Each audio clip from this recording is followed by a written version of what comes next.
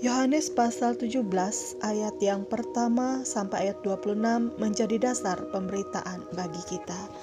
Saudara-saudara, Shalom. Puji Tuhan, hari ini kita semua diberi kesempatan untuk menerima berkat jasmani berupa napas kehidupan, sehingga boleh tetap ada sampai hari ini dan menerima berkat rohani, yaitu kesempatan untuk mempelajari firman Tuhan. Saudara, apakah itu berdoa? Berdoa secara umum dapat dipahami sebagai suatu relasi atau persekutuan manusia dengan Tuhannya.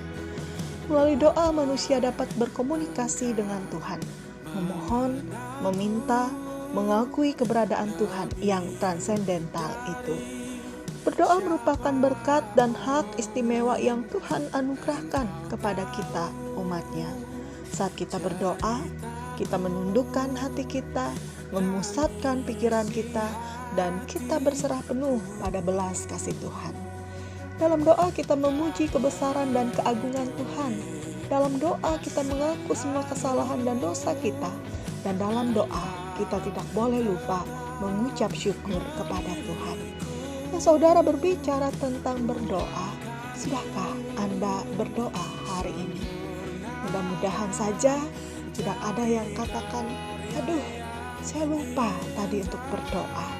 Semoga semua kita yang mendengar firman saat ketika saya bertanya langsung merespon dari tempat masing-masing, menjawab, iya, saya tadi sudah berdoa. Puji Tuhan kalau saudara sudah berdoa. Berbicara tentang berdoa, menarik bagi kita untuk mempelajari bersama. Sebab setiap orang yang beragama pasti berdoa.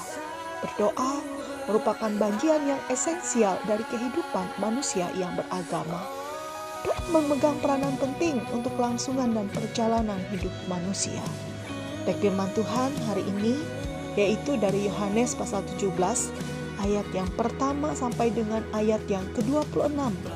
Tuhan Yesus ketika akan mendekati akhir dari pelayanannya di bumi, sebelum ia ditangkap dan disalibkan, ia menunjukkan kasih dan perhatiannya kepada para murid dan orang-orang percaya dengan berdoa. Kalau orang akan menghadapi penderitaan, biasanya ia hanya fokus pada diri sendiri. Tetapi kita lihat dalam firman Tuhan ini, Yesus tidaklah demikian. Ia tidak hanya berfokus pada dirinya sendiri, tapi ia juga mengingat para murid dan seluruh orang percaya di segala masa. Yesus berseru kepada Bapanya di dalam doa dan isi pokok doanya. Ayat yang pertama sampai dengan 5 Yesus berdoa bagi dirinya sendiri. Ayat yang ke-6 sampai dengan ayat yang ke-19 Yesus berdoa bagi murid-muridnya. Dan ayat yang ke-20 sampai 26 Yesus berdoa bagi kesatuan orang percaya. Saudara, mengapa Tuhan Yesus tidak hanya berdoa untuk dirinya sendiri, tetapi ia juga mendoakan murid-muridnya dan semua orang percaya?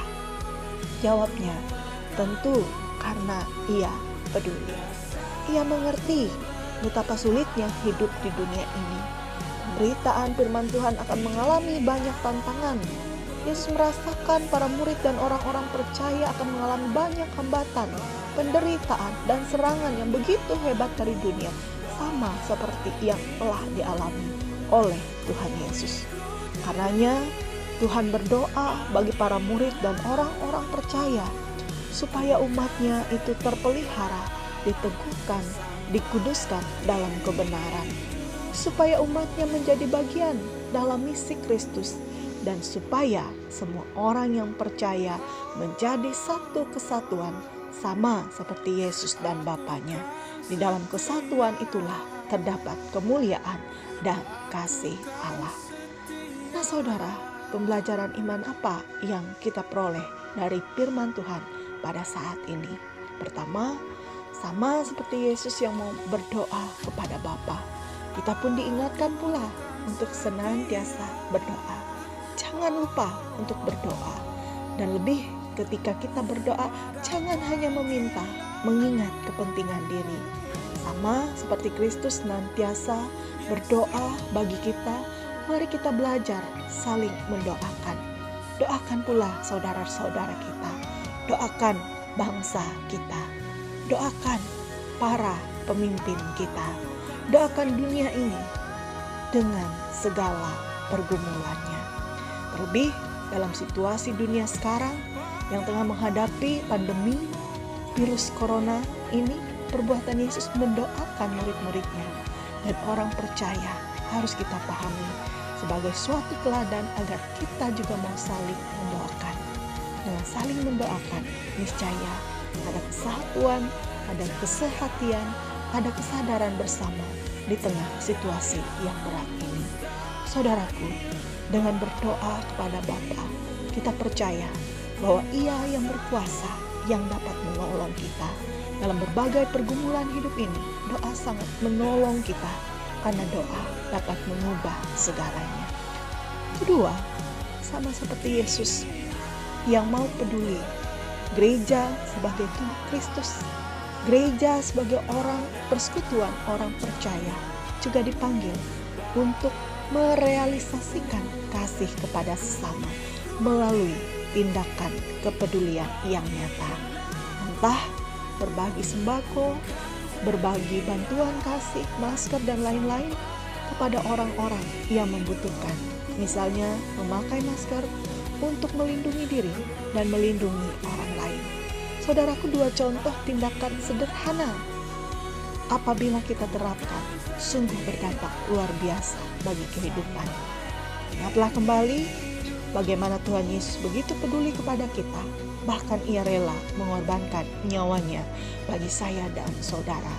Jadikanlah ini sebagai pedoman saat kita mengambil keputusan untuk sesama. Percayalah, saat kita melakukannya, Roh Kudus pun akan menguatkan dan memampukan kita. Hari ini Tuhan Yesus telah menunjukkan keteladanannya bagi kita.